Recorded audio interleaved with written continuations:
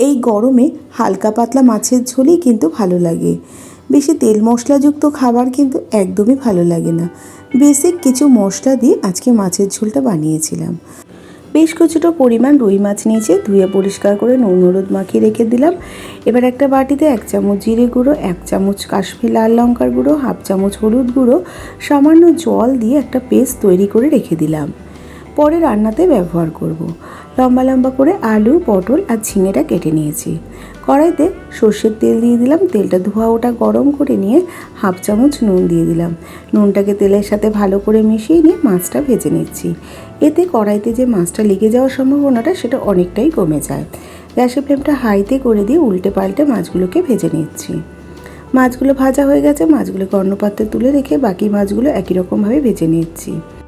ওই তেলের মধ্যে বেশ কিছুটা পরিমাণ বিউলির ডালের বড়ি নিয়েছি, সেটা ভেজে নিয়েছি। লাল লাল করে ভেজে তুলে রেখে দেব।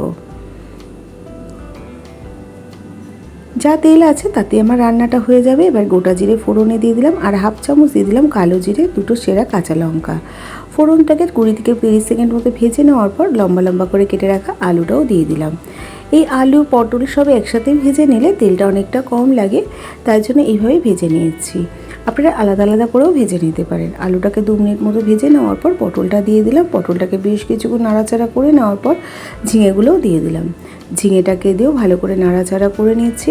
এবার যে মশলাটা তৈরি করেছিলাম সেই মশলাটা এর মধ্যে দিয়ে দিলাম।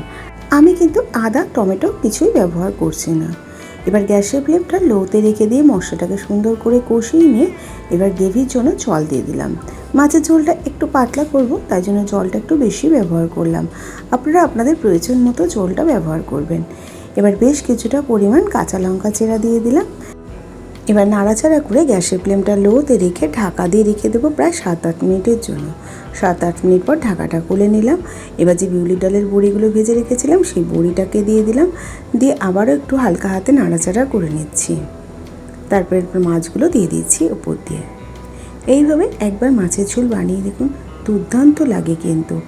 যদি আপনারা আদা বা টমেটো পছন্দ করেন অবশ্যই ব্যবহার করতে পারেন, তবে আমি বলবো একবার এইভাবে বানিয়ে দেখুন।